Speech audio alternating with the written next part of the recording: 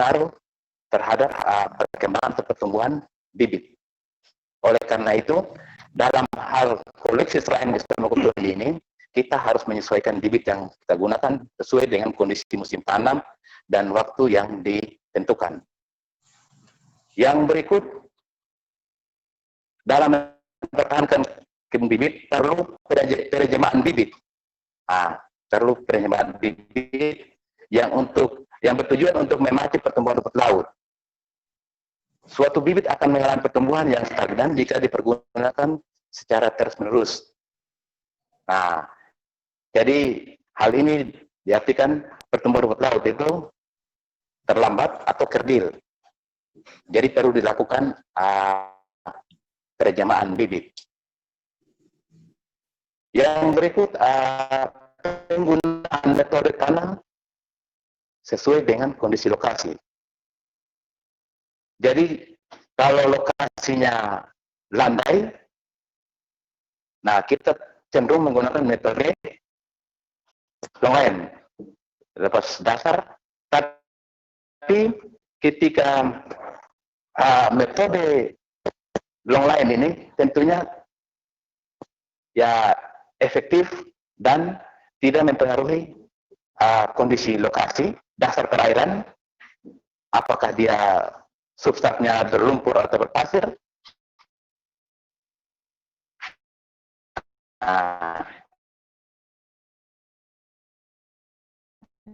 Jadi ketika metode hampar kita bisa manfaatkan dan tidak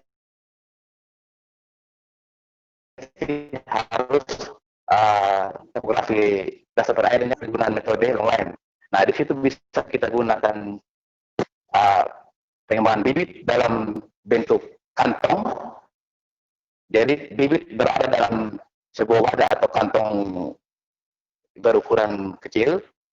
Jadi bibit posisi perkembangannya bagus dan aman dari predator. Ketika kita menggunakan metode long line kombinasi dengan sistem kantong. Yang berikut, perlu kita lakukan seleksi bibit sesuai anjuran. Ini merupakan strategi untuk mempertahankan kebun bibit.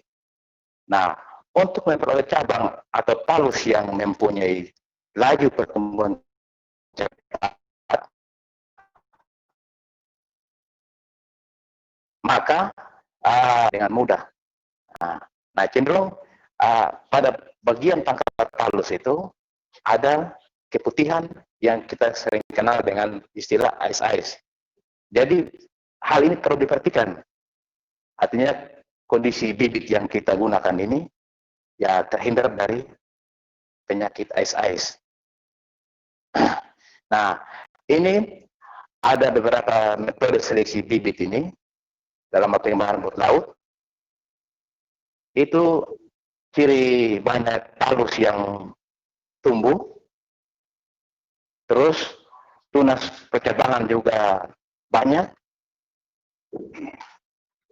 Ketika tunas percabangannya sudah banyak dan cerah, bagus, maka itu merupakan ciri bibit yang kita harapkan.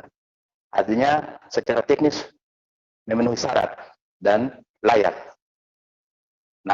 Bibit yang kita seleksi ini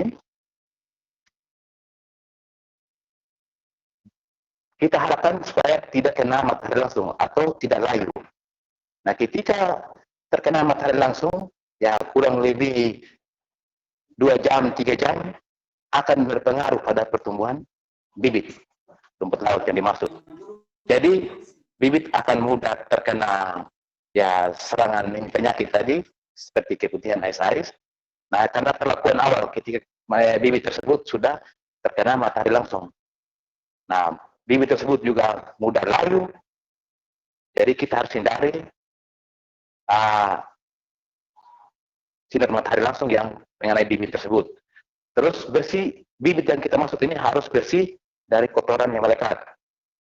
Jadi ketika ada kotoran yang melekat pada bagian talus rumput laut, itu juga akan mempengaruhi pertumbuhan bibit tersebut, karena akan menutupi bagian puri-puri pada talus rumput laut.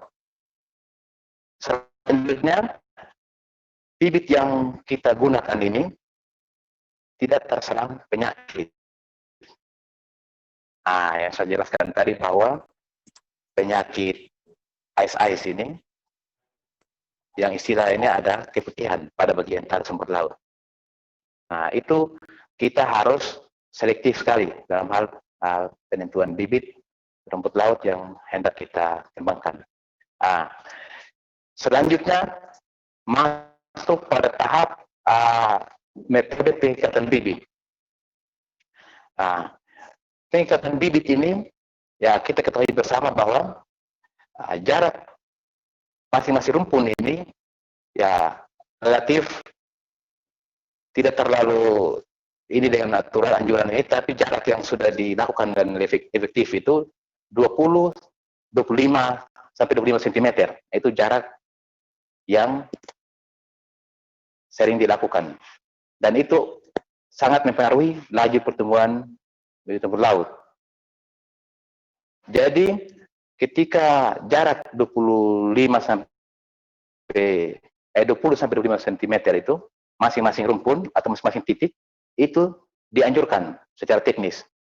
Jadi satu rumpun atau satu titik itu berat bibit rumput laut ya minimal 100 sampai 150 gram. 100 sampai 150 gram. Jadi bobot atau berat bibit yang hendak kita ikat pada titik tali ris itu. Nah, ini bibit ini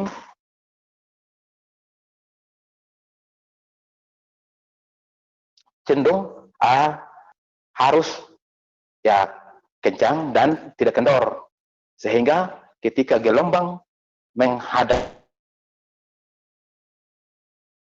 atau menghantam tali ris tidak mudah terlepas.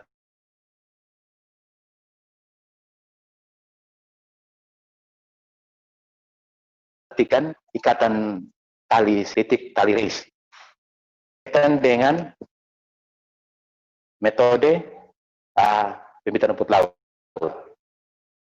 Ya, kita kenal bahwa